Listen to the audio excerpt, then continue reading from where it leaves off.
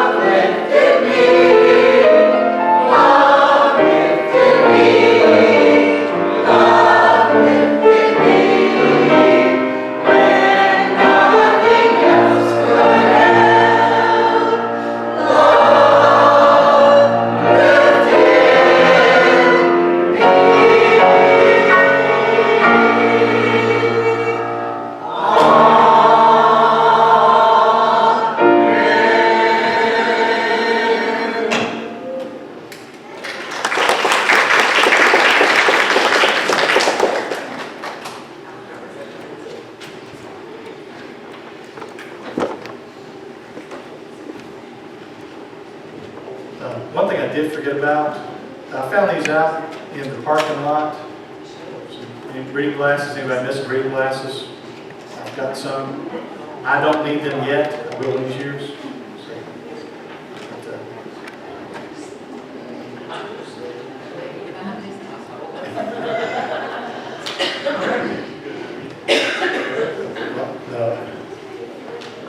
Okay, make sure it stays together.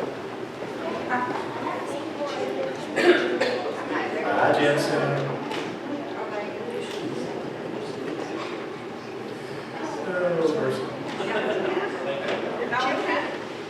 There's children's church going there. Show you the reinforcements.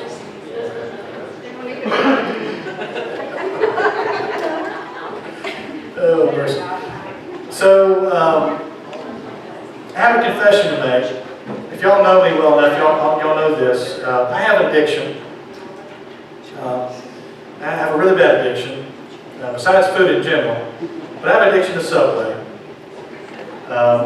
My routine, especially when the boys are in school, I'll stop, drop them off school, go to the Subway here in Dallas about every morning, and I'll get me a sandwich and something to drink. I'll sit down, I'll read the news on the internet, stuff like that, and I'll eat my sandwich and kind of gather my thoughts before I come to the office.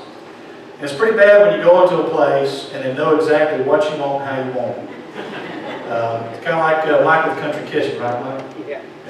So I walk into Subways, the usual, get the usual, fix it that way. But I have an addiction.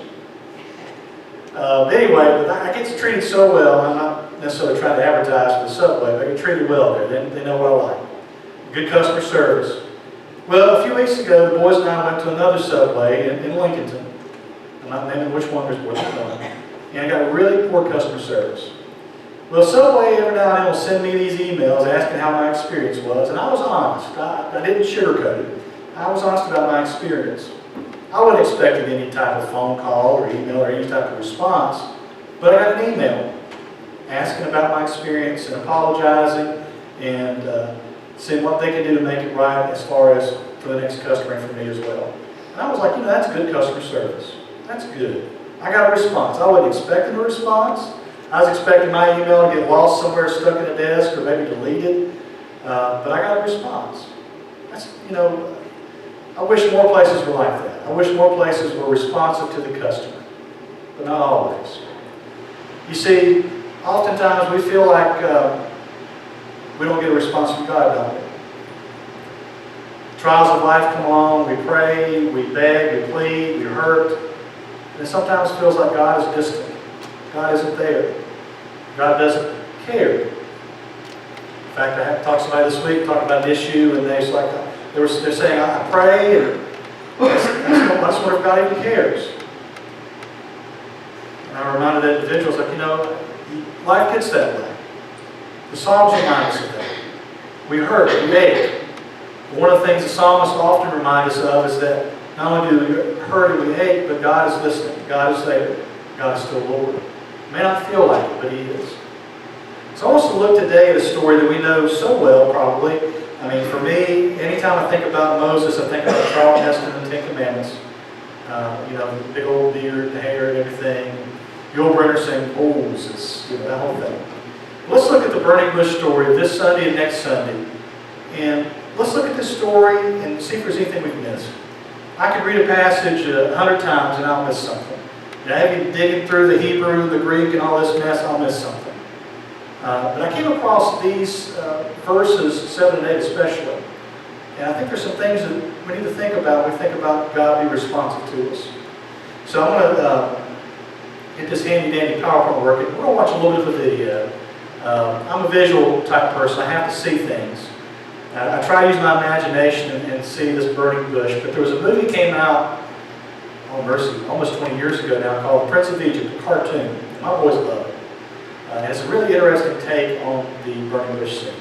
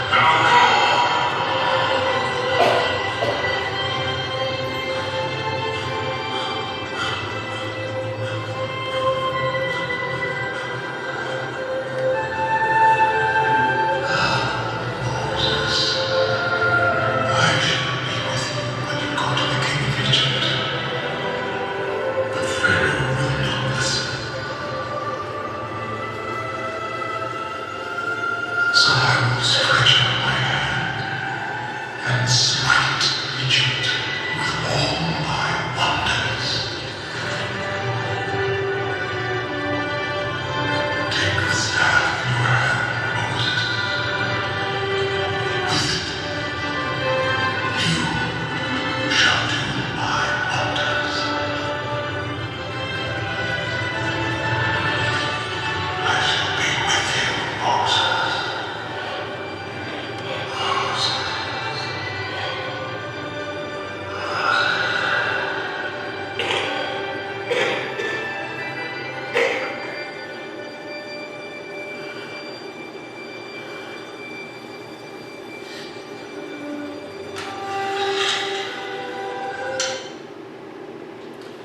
So this is a visualization of the, it's an interpretation.